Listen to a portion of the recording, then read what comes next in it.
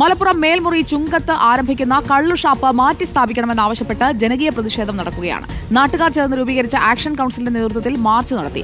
വിദ്യാഭ്യാസ സ്ഥാപനങ്ങളും നിരവധി വീടുകളുമുള്ള മേഖലയിലാണ് കള്ളുഷാപ്പ് തുടങ്ങുന്നതെന്നാണ് നാട്ടുകാർ പറയുന്നത്. നിലവിൽ ഷാപ്പിന്റെ പ്രവർത്തനം നാട്ടുകാർ ഇടപെട്ട് നിർത്തിയിട്ടുണ്ട്. മലപ്പുറത്ത് നിന്ന് അഷ്കർ അലി കരിമ്പയുടെ റിപ്പോർട്ട് കാണാം.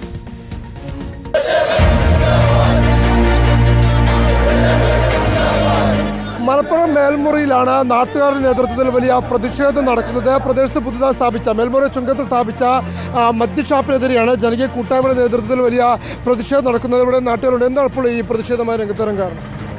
ഈ പ്രദേശത്ത് ഏറ്റവും കൂടുതൽ വിദ്യാഭ്യാസപരമായിട്ട് ഉയർന്നു നിൽക്കുന്ന ഒരുപാട് വിദ്യാഭ്യാസ സ്ഥാപനങ്ങൾ ഉയർന്നുകൊണ്ടിരിക്കുന്ന ഒരു പ്രദേശമാണിത്. മാത്രമല്ല ഈ പ്രദേശത്ത് ഒരുപാട് കുടുംബങ്ങളും താമസിക്കുന്നുണ്ട്. അതോടൊപ്പം തന്നെ ഇത് ഈ ഒരു കള്ള് ഷാപ്പ് എന്ന് പറയുന്നത് ഈ പ്രദേശത്തെ ആളുകളെ സംബന്ധിച്ചിടത്തോളം മുന്നോട്ട് കൊണ്ടുപോകാൻ ഒരിക്കലും അനുവദിക്കുന്ന വിഷയമില്ല. കാരണം എന്ന് വെച്ചാൽ ചെറിയ കുട്ടികൾ പോലും ഇന്ന് ഈ പ്രദേശത്തേക്ക് ഇവിടെ വളരെ വിദ്യാഭ്യാസ സ്ഥാപനങ്ങളിലേക്ക് പെൺകുട്ടികളാവട്ടെ ചെറിയ കുട്ടികളാവട്ടെ അവർ പോലും ഈ ഇങ്കലിൽ നടക്കുന്ന ഈ വിദ്യാഭ്യാസ സ്ഥാപനങ്ങളിലേക്ക് പഠിക്കാൻ പോകുന്നുണ്ട്.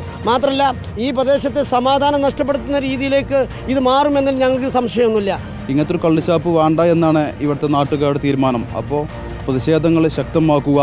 ഇത് ഇവിടെ തൊട്ട് അവസാനിച്ചിട്ടില്ലെങ്കിൽ ഇതിൻ്റെ അപ്പുറത്തേക്ക് സമരമുറകളുമായിട്ട് ഈ ജനങ്ങൾ മുന്നോട്ട് പോകാനാണ് ഇവിടെ നിന്നുള്ളൊരു തീരുമാനമെടുത്തിട്ടുള്ളത്.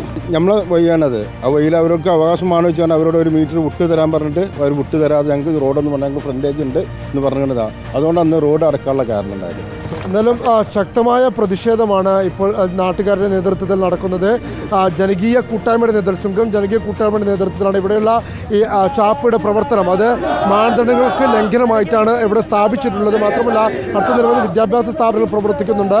ആ വഴിയടക്കം അടച്ചിട്ടുകൊണ്ടുള്ള ശക്തമായ ഒരു പ്രതിഷേധമാണ് ഇപ്പോൾ മേൽമുറിയിൽ ഇവിടുത്തെ ജനങ്ങളുടെ നേതൃത്വത്തിൽ നടന്നുകൊണ്ടിരിക്കുന്നത്. വീഡിയോ ജേർണലിസ്റ്റ് ഷഫീഖ് കർലായ്ക്കൊപ്പം റിപ്പോർട്ടർ അഷ്കർ അലി കരിമ്പ എൻ റിപ്പോർട്ടർ മലപ്പുറം.